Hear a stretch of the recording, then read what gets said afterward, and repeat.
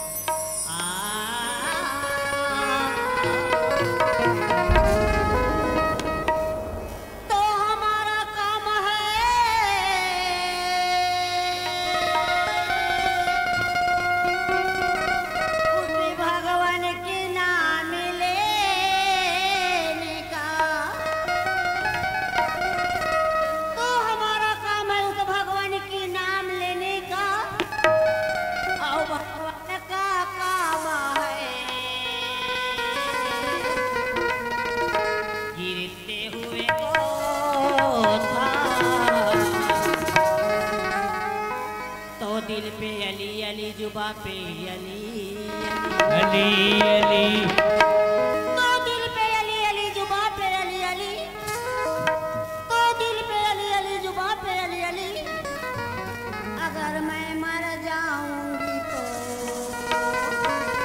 लिख देना मेरी कफन। बाजा मास्टर जी। हाँ जी। अरे सुबह लेती हूँ मगर शाम को देती हूँ। अरे सुबह लेती हूँ मगर शाम को देती हूँ। हम इतना गलत मत सोचना मेरे दोस्तों। तो मंच में नाचने गाने से पहले सबको प्रणाम करती हूँ। मास्टर। हाँ जी।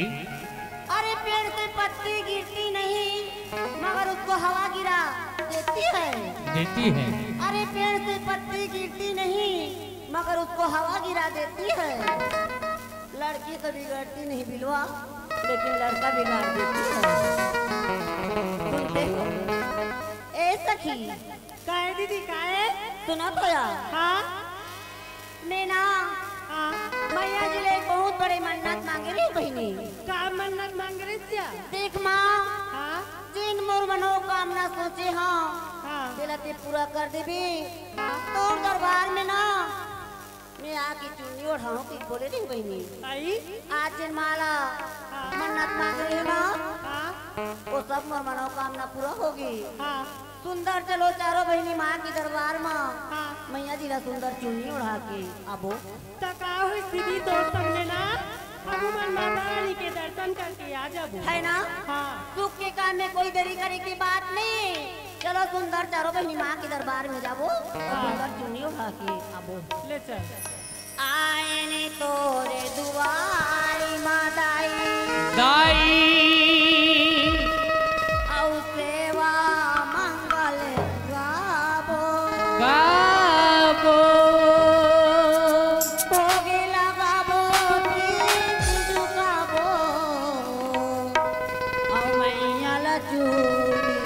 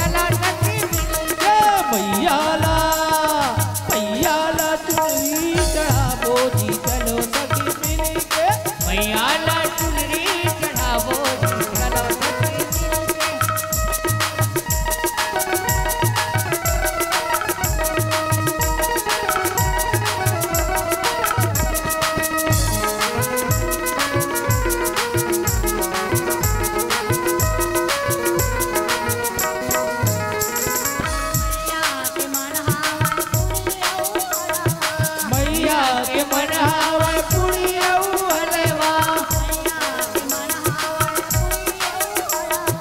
मैया के मनावे पुड़िया हलवा पुड़िया हलवा माँ के पुड़िया हलवा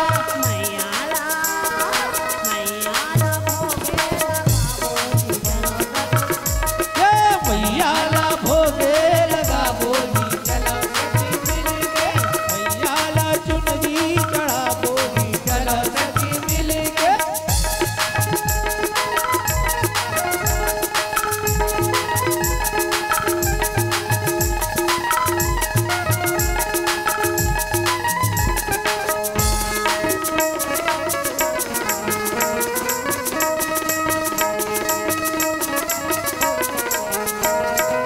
मैया के मनावे कपुरियाऊ बाती मैया के मनावे कपुरियाऊ बाती मैया के मनावे कपुरियाऊ बाती कपुरियाऊ बाती माँ के कपुरियाऊ बाती कपुरियाऊ बाती माँ के कपुरियाऊ बाती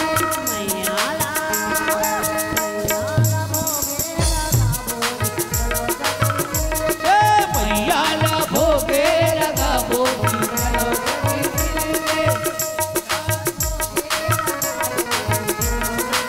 मैया ला भोगे लगा बोली चलो सखी मिलके चलो सखी मिलके चलो सखी मिलके चलो सखी मिलके हो चलो सखी मिलके चलो सखी मिलके चलो सखी मिलके चलो सखी मिलके हो चलो सखी मिलके मैया ला चुनरी ओढ़ा बोली चलो सखी मिलके मैया ला चुनरी ओढ़ा बोली चलो सखी मिलके मैया ला चुनरी